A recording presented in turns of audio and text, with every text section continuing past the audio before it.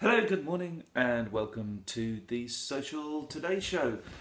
And my name is Jonathan Pollinger of Intranet Future, and today is Monday. So Mondays we look at the latest social media news, give you a bit of a roundup of what's been going on out there in the world of social media, and look at how perhaps you can take advantage of that in your business.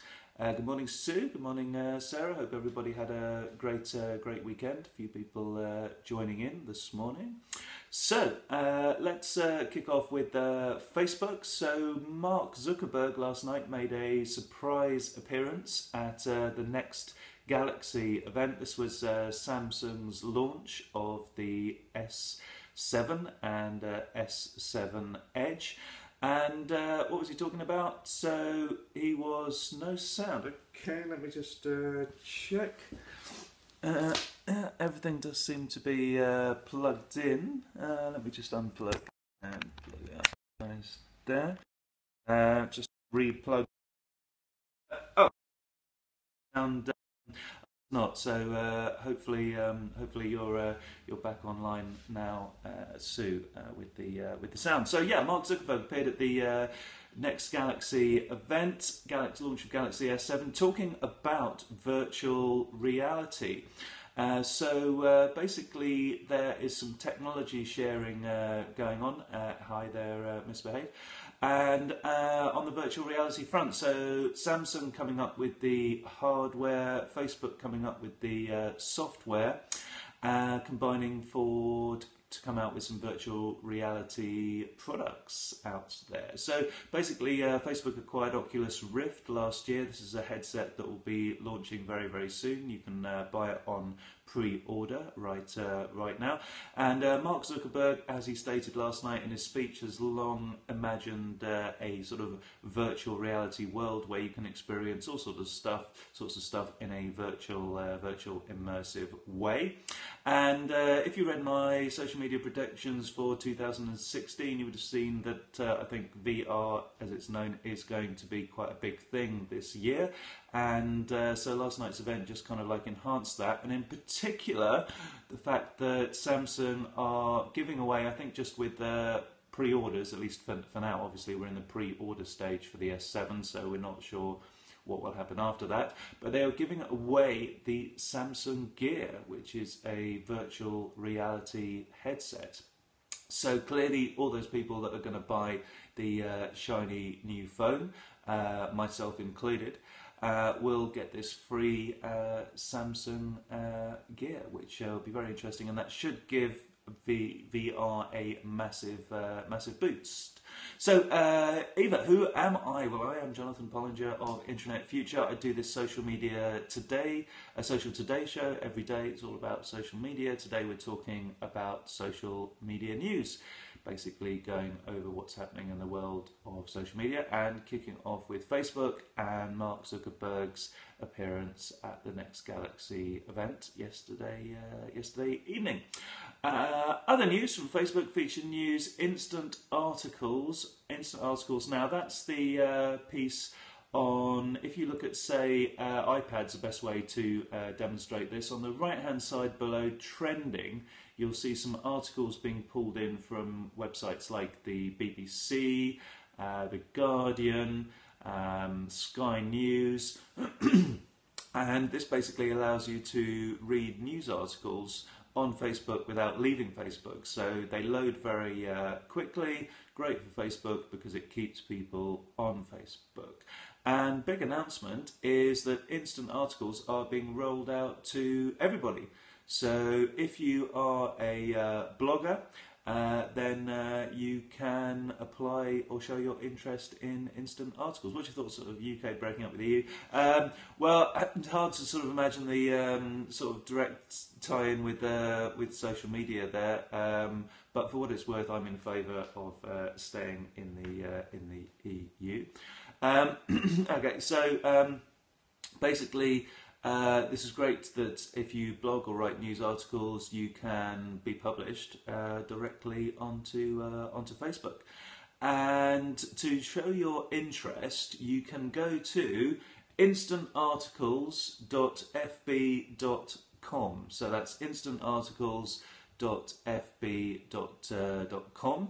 And by doing that, you register your interest, and then they're going to open this up to everybody, the instant articles, on the 12th of April at the F8 Developers Conference, Facebook Developers Conference. So, on to Twitter. Now, top marks to Twitter this week. Many a week goes by where I haven't really got too much Twitter news to report, but plenty of news from Twitter this week. So let's start, get the sort of bad news out the way. Possibly there's going to be more cat photos and cat videos on Twitter now in the shape of GIFs, because Twitter have launched a ability to easily attach a GIF to search and browse function on twitter.com and across Apple and Android devices. It's it's not really going to be too much of a business thing unless you're sort of running quite an informal business. But for those of you that like to send GIFs, it's going to be much easier to do so. So GIFs are those little usually fast-moving videos, short moving videos, looped type videos that you see on social media. So you can now search and browse for them. You might not have them yet. I don't appear to have them yet on apps or twitter.com. But Twitter are rolling out this function. Of more interest to business are some new customer services features. So you can now, if you start off a conversation with a customer on Twitter in a tweet, you can now transfer them over to direct message. Now that can happen quite often if you want to obtain some. There's plenty of GIFs on Facebook. Good point. Plenty of reasons why you might want to move over to a private message. If they're giving you personal information, for example, you can switch to direct message easily now with a button. So it's a bit of a complicated link in terms of how to set this up, but you can basically send a link to a person. Once you've got that link, it's just a copy and paste job. You can use the same one time and time again, but use that link to easily send somebody to a direct message conversation. So that's a nice new feature, especially for those people that are using Twitter for customer services on an extensive basis. Also, they've teamed up with a couple of providers to introduce surveys after you've had a customer service conversation with a customer, such as, I've got a name of somebody here, CSAT is one, so you can basically get feedback now following a conversation with somebody on Twitter. So perhaps you've sorted out their problem, and they can now give their feedback on that. Just a bit of stat for you as well on the customer services. Twitter advertisers say that over 80% of their inbound social customer services requests happen on Twitter. So that's basically looking at other platforms like Facebook, etc. So 80% of the customer services stuff is coming through on Twitter.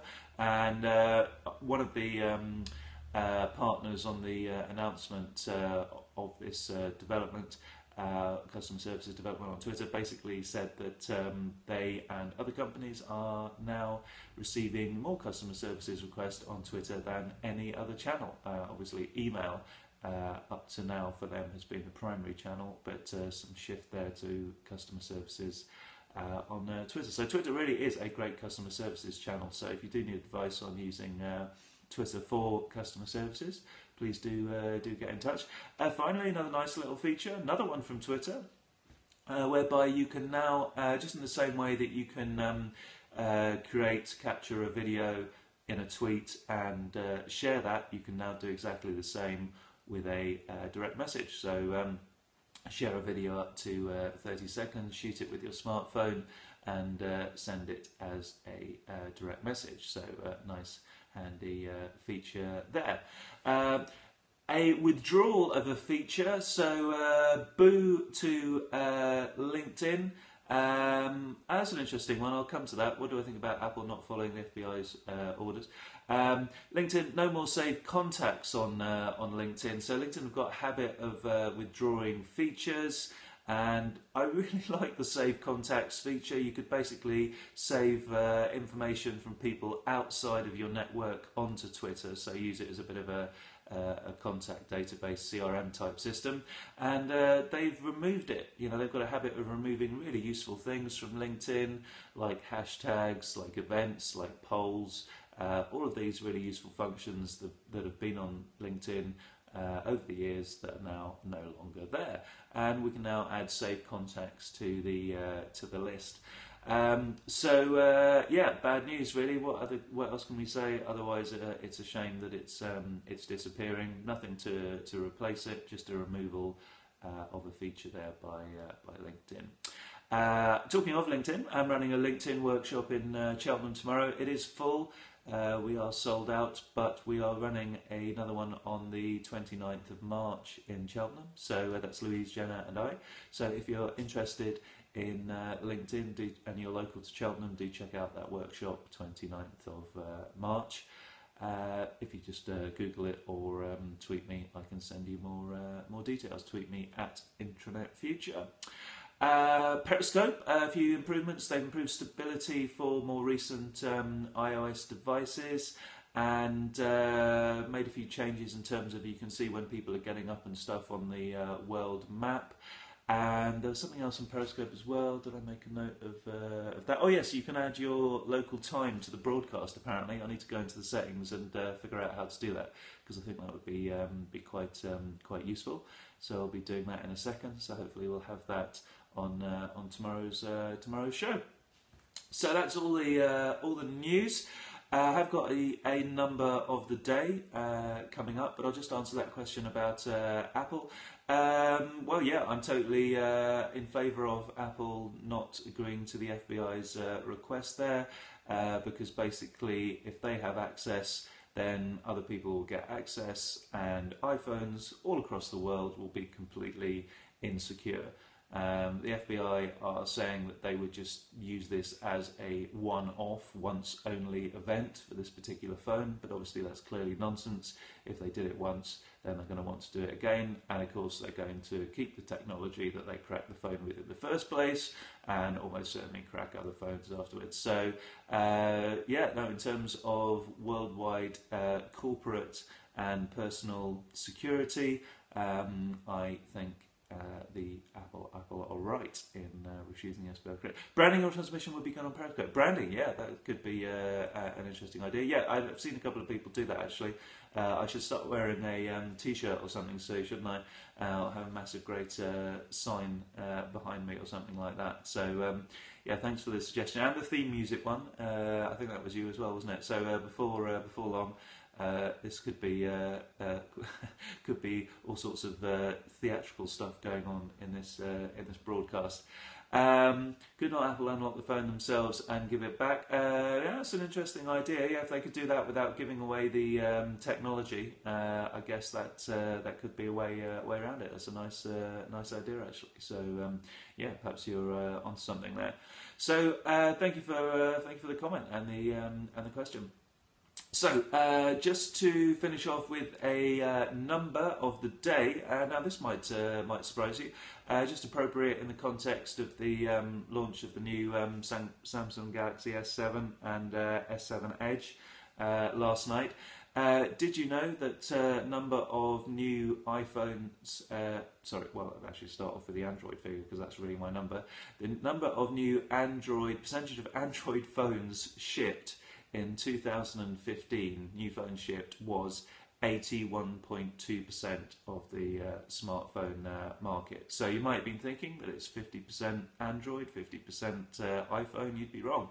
81.2% Android, only 15.8% for Apple as their percentage of new phones shipped in 2015. Okay, so that's my stat. Tomorrow back with a social media tip at the usual time of 8:45. Hope you have a cracking day today, and if you want to chat with me on social media, it's at intranetfuture. Thanks for watching, and back tomorrow. Have a great start to the week, everyone.